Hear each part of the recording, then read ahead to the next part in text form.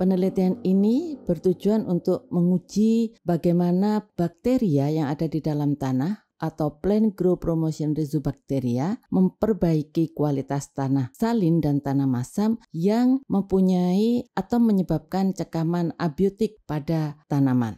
Tanah salin adalah tanah dengan kadar garam yang tinggi, pH kurang dari 8,5 dan electroconductivity lebih dari 4 desisiemens per meter. Tanah ini akan memberikan kondisi yang tidak sesuai bagi tanaman.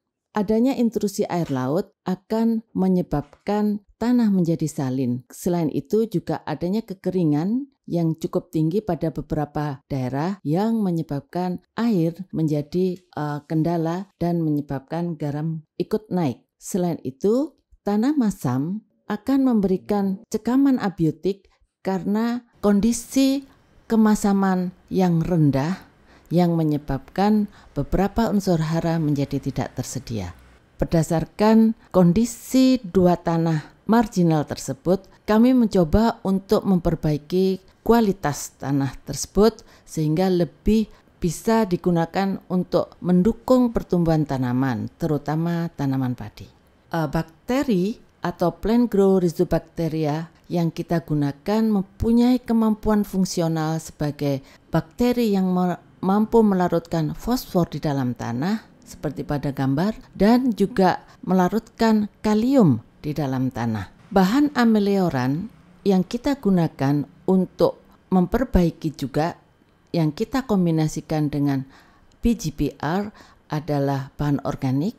Selain memperbaiki sifat kimia tanah, juga mampu memperbaiki sifat fisik tanah. Bahan gypsum, bahan dolomit. Nah, interaksi antara perlakuan tersebut diharapkan akan memberikan kondisi tanah salin dan tanah masam yang lebih baik.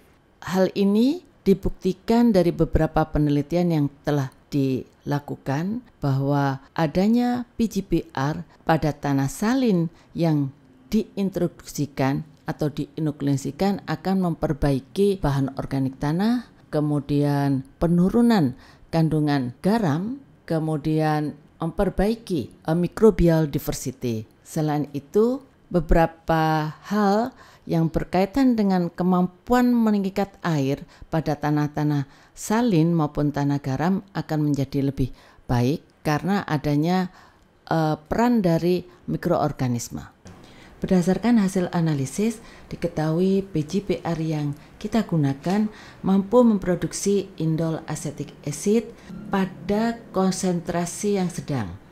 Sedangkan pada hasil analisis asam-asam organik, baik pada tanah salin maupun tanah masam, mampu memproduksi asam asetat, asam laktat, asam malat, dan asam oksalat. Sehingga PGPR yang kita aplikasikan pada tanah salin dan tanah masam mempunyai potensi untuk memperbaiki karakteristik tanah.